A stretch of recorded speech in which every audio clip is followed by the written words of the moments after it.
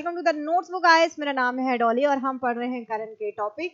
तो करंट के टॉपिक में आज है कि कोविड-19 के जो केसेस हैं वो एशिया में भी बढ़ रहे हैं, भारत में भी कोविड-19 के केसेस बढ़ रहे हैं। ये जो कोविड-19 के जो केसेस हैं, जो हमारा लास्ट जो 2019-20 में जिस तरह के कोविड से डेथ्स हो रही थी उसके हिसाब से ये थोड़ा माइल्ड है, थोड़ा कम है। ठीक है, अभी डेथ के रेशियो बहुत कम है, 2-3 डेथ अभी यहाँ पे हुई हैं। तो आगे देखेंगे पूरा डेटा कि अगेन लॉकडाउन लगेगा कि नहीं लगेगा। कोविड सब variant JN.1 in Kerala rises concern expert says markedly different from prior version. Asia में कोरोना के 5000 मामले देखने को मिल गए, भारत में 312, अब ज्यादा हो गए। ये कल की रिपोर्ट है और आज की रिपोर्ट के हिसाब से मामले ज्यादा हो गए। वही थाईलैंड में सबसे ज्यादा केसेस देखने को आए हैं, हांगकांग में केसेस देखने को मिल रहे हैं, यहाँ पे सिंगापुर में 14,200, थाईलैंड में 33,000 केसेस देखने को मिले हैं। ये रिपोर्ट है टाइम्स ऑफ इंडिया की। As several Asian countries witness a sharp uptick in COVID-19 cases, Indian health authority have said that situation at home remains under control with only slight rise in some state, जैसे दिल्ली हो गया, केरल हो गया और महाराष्ट्र हो गया, यहाँ पे जो कोविड के केसेस हैं वो लगातार इंक्रीज हो रहे हैं। India reports over 1,000 active COVID cases, spikes in Kerala, Maharashtra and Delhi. What happening basically?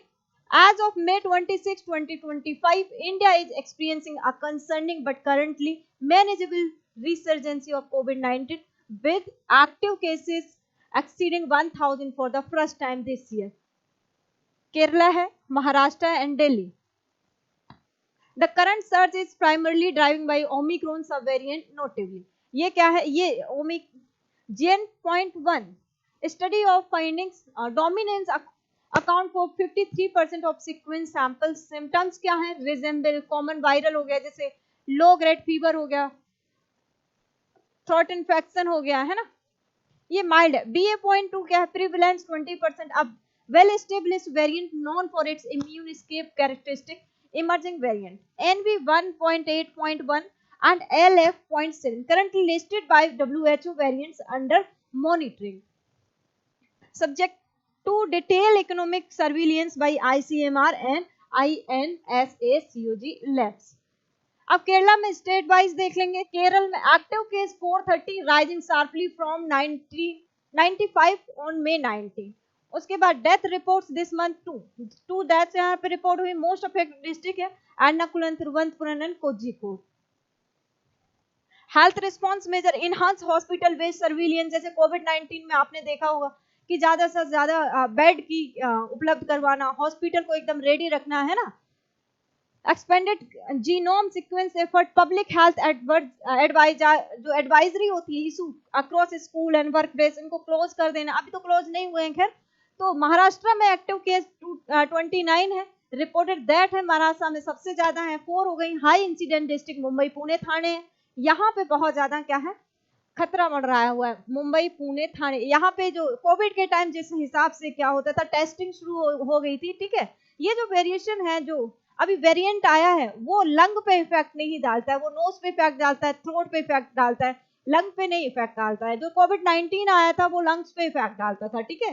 Testing and isolation measures, increase testing in highly density areas such as Mumbai slums and public transport hub, isolation ward have been reactivated in government hospital. Delhi में भी क्या reactivate कर दिए government hospital में isolation centres.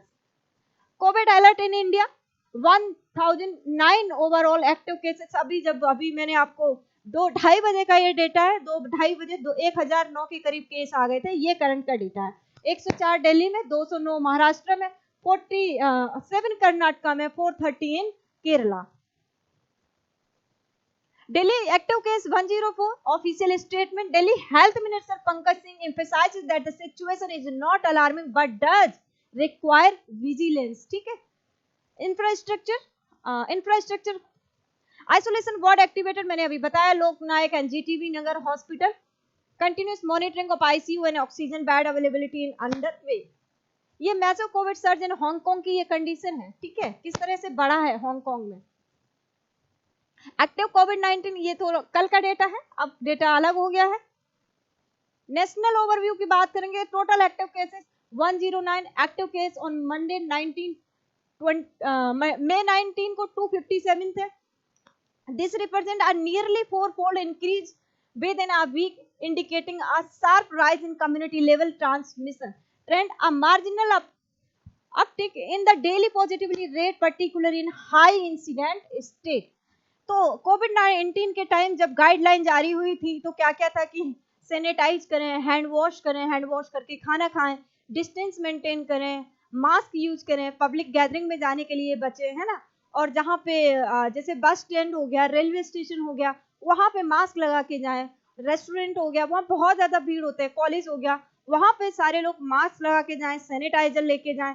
और जिन्होंने Covid vaccine लगवा ली है, ठीक है, तो अभी उनके लिए उतना खतरा नहीं है, लेकिन जो बूढ़े बुजुर्ग हो गए हैं उनके लिए थोड़ी सी कंडीशन ज्यादा है. लेकिन जैसे कोविड 19 का वेरिएंट था उससे ये माइल्ड है, ठीक है, उससे कम है, डेथ रेशियो भी बहुत ज्यादा कम है. लेकिन अभी इसके जो केसेस हैं अभी उतनी चिंता की बात नहीं है जितनी चिंता की बात कोविड 19 के टाइम थी. तो अभी इनके जो केसेस हैं, हांगकांग हो गए, थाईलैंड हो गए, यहाँ पे बहुत ज्यादा राइज हो रहे हैं.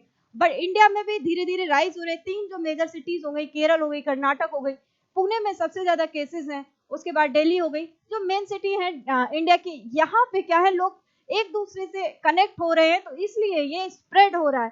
तो आप डेली सैनिटाइज करिए और हैंड वॉश करिए और पब्लिक गैदरिंग में जाने से बचिए, डिस्टेंस रखिए. तो ये बचाव है, ठीक है. So thank you very much for coming in this session. Thank you very much.